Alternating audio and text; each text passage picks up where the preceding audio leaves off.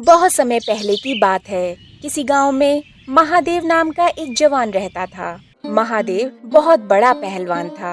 जब वो बच्चा था तो उसके पिताजी ने उसे पहलवानी सिखाना शुरू कर दी थी।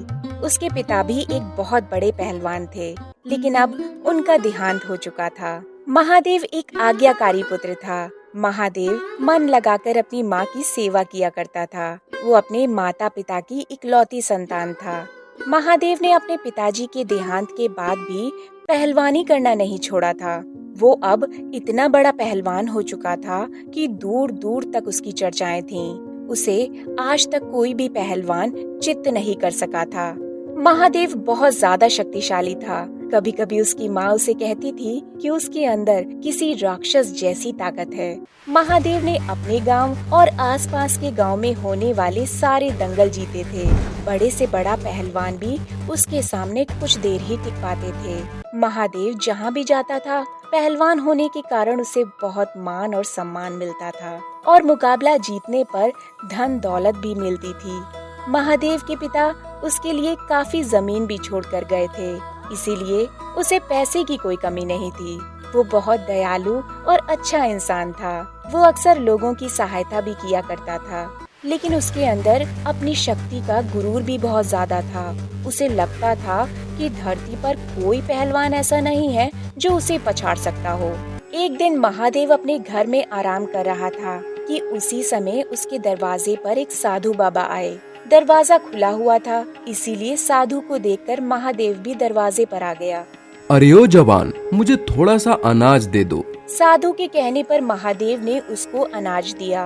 अनाज लेकर साधु महादेव के शरीर को देखने लगा और फिर बोला, तुम्हारा शरीर तो बहुत मजबूत और शक्तिशाली है। मैंने आज तक इतना मजबूत शरीर किसी का नहीं देखा।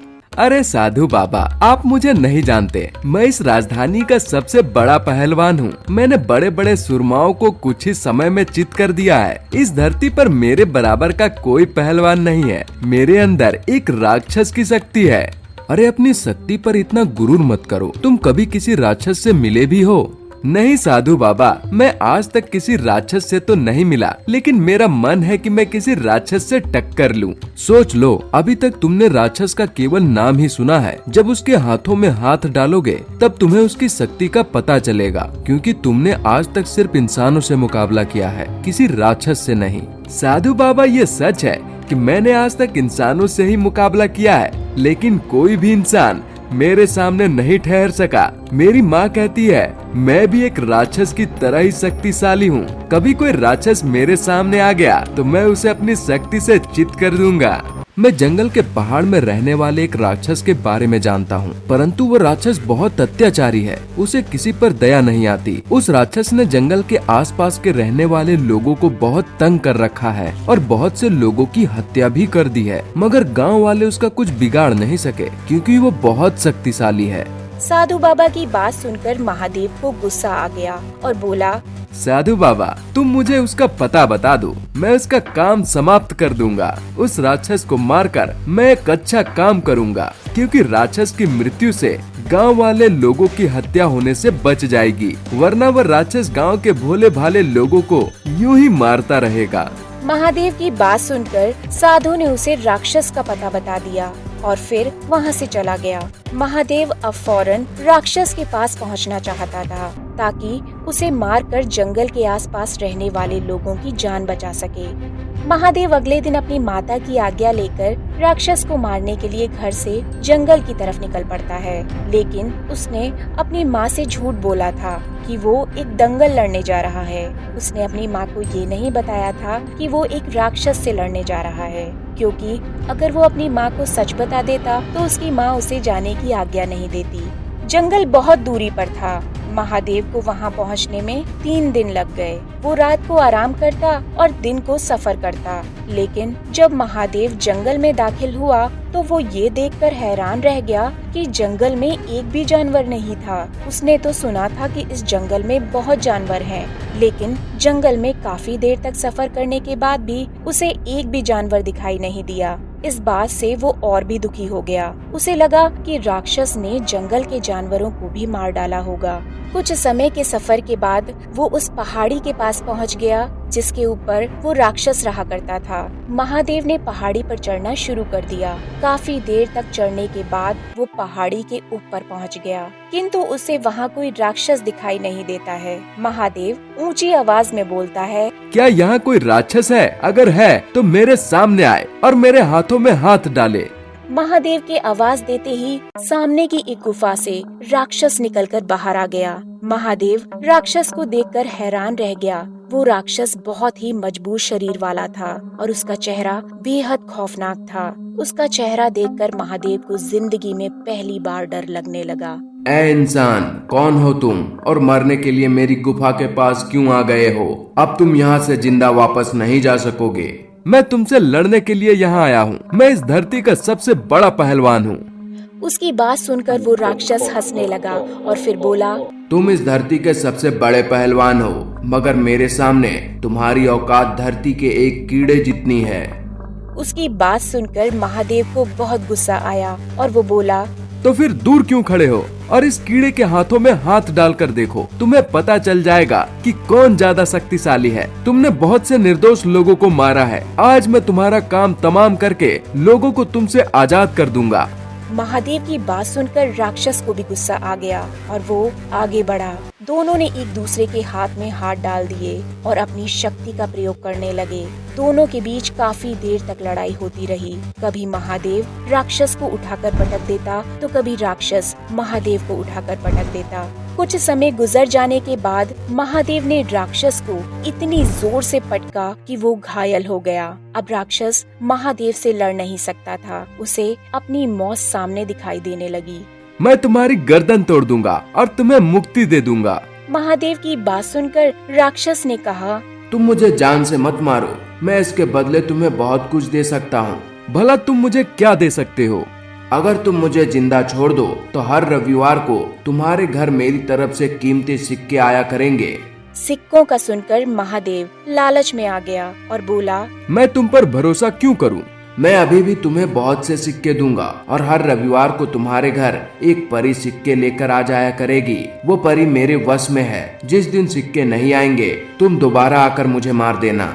महादेव ने लालच में आकर राक्षस की बात मान ली और उससे बहुत से सिक्के लेकर उसे जिंदा छोड़ दिया और घर वापस आ गया। अब हर रविवार को एक परी उसके घर आती और उसे कीमती सिक्के देकर चली जाती। महादेव अब पहले से भी ज्यादा दौलतमंद हो गया था। बहुत समय तक उसे सिक्के मिलते रहे, परंतु एक रविवार को सिक्के आना बंद हो गए। महादेव ने अगले रविवार तक राक्षस की तरफ से सिक्कों का इंतजार किया, मगर जब सिक्के न आए तो उसे बहुत गुस्सा आया। वो समझ गया कि राक्षस ने उसके साथ धोखा किया है। राक्षस को सबक सिखाने के लिए अगले दिन महादेव जंगल की तरफ निकल गया। पहाड़ी पर पहुंचने में उसे 3 दिन लग गए। वहाँ वो राक्षस मौजूद था। महादेव ने फिर से राक्षस को चुनौती दी। तुमने मेरे साथ धोखा किया है। मैंने तुम्हें जिंदा छोड़ दिया था। तुमने कहा था कि तुम हर रविवार को मुझे सिक्के दोगे। बहुत समय तक तुम अपनी इस बात का पालन करते रहे, मगर अब तुमने धोखा देना शुरू कर दिया है, इसलिए मैं दोबारा आ गया हूँ। आज मैं तुम्हें मार कर ही रहूंगा। मैं अब ठीक हो चुका हूँ। मैं दोबारा लड़ूंगा। देखते हैं इस बार कौन जीतता है। महादेव को उसकी बात सुनकर बहुत गुस्सा आया और उसने आगे बढ़कर राक्षस के हाथों में हाथ डाल दिए। दोनों के बीच एक बार फिर युद्ध शुरू हो गया, मगर कुछ ही देर में राक्षस ने महादेव को उठाकर जमीन पर पटक दिया, जिसके कारण महादेव घायल हो गया। अब वो नहीं लड़ सकता था। महादेव ने पहले राक्षस को हरा दिया था, मगर अब वो मुकाबले में हार चुका था। उसे समझ में नहीं आ रहा था कि ये कैसे हो गया है। वो तो बहुत शक्तिशाली था। उसने राक्षस से पूछा, मैंने पहले तुम पर विजय पाई थी, मगर अब ऐसा क्या हो गया कि मैं जीत नहीं सका और घायल भी हो गया? हाँ, तुम नहीं हारे, तुम्हारा लालच हार गया है। अरे कैसा लालच? जब तुम पहली बार मुझसे लड़ने आए थे तो उस समय मैं एक हत्यारा था। मैं लोगों की हत्या करता था और उन पर अत्याचार करता था, जबकि तुम लोगों की सहायता करने के लिए आए थे। इसलिए तुम मुझसे जीत गए क्योंकि ईश्वर तुम्हारे साथ था। परंतु अब तुम लोगों की सहायता करने के लिए यहाँ नहीं आए, बल्कि तुम यहाँ इसलिए आए हो कि तुम्हें कीमती सिक्के मिलना बंद हो गए थे। तुम अब यहाँ लालच में आए थे, इसलिए इस बार ईश्वर तुम्हारे साथ नहीं थे, बल्कि मेरे साथ थे।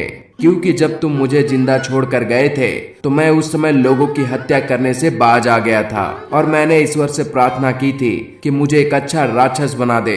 अब मैं राक्षस हूँ मगर हत्यारा नहीं हूँ और ना ही लोगों को कोई नुकसान पहुँचाता हूँ।